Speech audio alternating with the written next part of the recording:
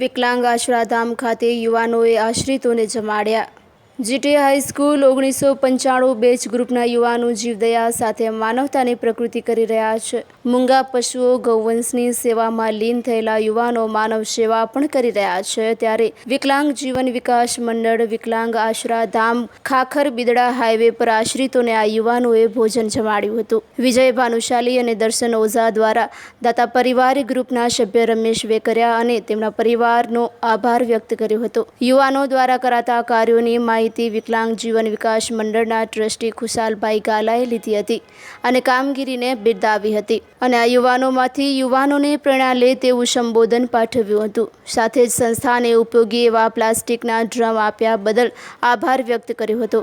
આ પ્રસંગે વિજય ભાનુશાલી, દર્શન ઓઝા, ચંદ્રેશ માલમ, જયેશ સોની, મનોજ મામતોરા, શિવજી પટેલ, રમેશ વેકરિયા, તનિષ પટેલ સહિતના ઉપસ્થિત રહ્યા હતા। હું વિજય હિંમતલાલ ભાનુશાલી માંડવી જીટી હાઈસ્કૂલ 1995 બેચનો સભ્ય છું। આજે જીટી હાઈસ્કૂલ 1995 બેન્ચ એટલે એક રીતે કહું તો વિવિધતામાં એકતા। અમારો ગ્રુપ એટલે કોઈ જ્ઞાતિ પૂરતો મર્યાદિત એક નથી।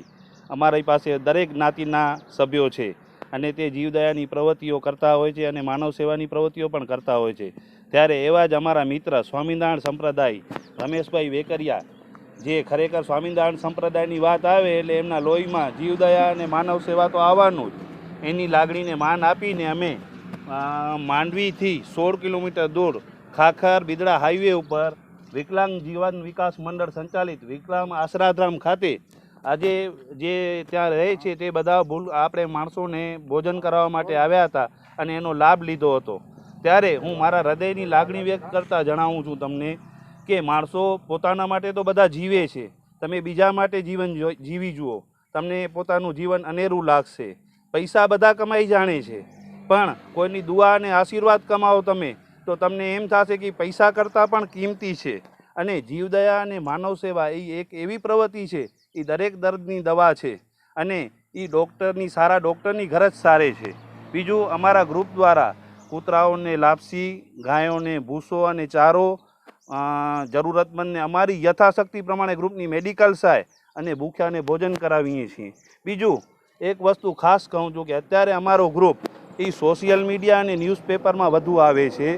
તો હું એક વાત રજૂ કરું તમને કે અમારો ગ્રુપ અને એના કોઈ પણ પર્સનલ સભ્યોને પ્રસિદ્ધિનો કોઈ મોહ નથી, પણ સોશિયલ મીડિયા એ એક એવો પ્લેટફોર્મ છે જેના દ્વારા અમારા ગ્રુપની પ્રવૃત્તિઓનો વ્યાપ અમે વધારી શકીએ છીએ અને બીજાને એ માહિતી આપી શકીએ છીએ કે તમે આવી પ્રવૃત્તિઓમાં જોડાઓ, આવા સારા કાર્યો કરો। તમારા ઘરે સારા નરસા પ્રસંગો આવે છે, એની ઉજવણી આવી જગ્યાએ કરો। આજે મારા આ પ્રસંગમાં અમારા જીટી હાઈસ્કૂલના સભ્યો દર્શનભાઈ ઓઝા, શિવજીભાઈ પટેલ, જયેશભાઈ, ચંદ્રેશ માલમ, મનોજ મામતોરા, દાતા પરિવાર તરીકે રમેશભાઈ વેકરિયા અને ખાસ ટ્રસ્ટી જે અહીંયાનું સુચારું વહીવટ ચલાવી રહ્યા છે એવા ખુશાલભાઈ ગાલાનો ખાસ સહયોગ મળેલો છે અમને। બીજું ખાસ જણાવવાનું કે અત્યારેના માધ્યમથી હું એમ જણાવવા માગું છું કે કાલે 14મી જાન્યુઆરી એ મકર સંક્રાંતિનો પર્વ છે, એટલે દાન આપીને પુણ્ય કમાવાનું છે આપણે। તો એ દિવસે આપણે ભગવાન શ્રી રામના નામની પતંગ ચગાવી અને 22મી જાન્યુઆરીના અયોધ્યાની રામ મંદિરની પ્રાણ પ્રતિષ્ઠાનો પતંગ ચગાવીએ। અને બીજું કે આજે આપણે પોતાના ધાબા ઉપર વધુ પ્રમાણમાં ચણ અને પાણી મૂકીએ, જેથી આપણે સમજી લો કે આપણા પશુ પક્ષીઓને કાલે ખોરાક માટે બહાર નીકળવું ન જોઈએ અને એને કોઈ નુકસાન ન થાય। અને મકર સંક્રાંતિ પર્વ પૂર્વ થયેથી આપણે બધે પોતાની સ્વૈચ્છિક જવાબદારી સમજી અને દોડાવની ગૂંચો કે એનો વ્યવસ્થિત જગ્યાએ નિકાલ કરીએ, તેથી તેમને પછી પણ તકલીફ ન પડે। અસ્તુ, હર હર મહાદેવ, જય સિયારામ।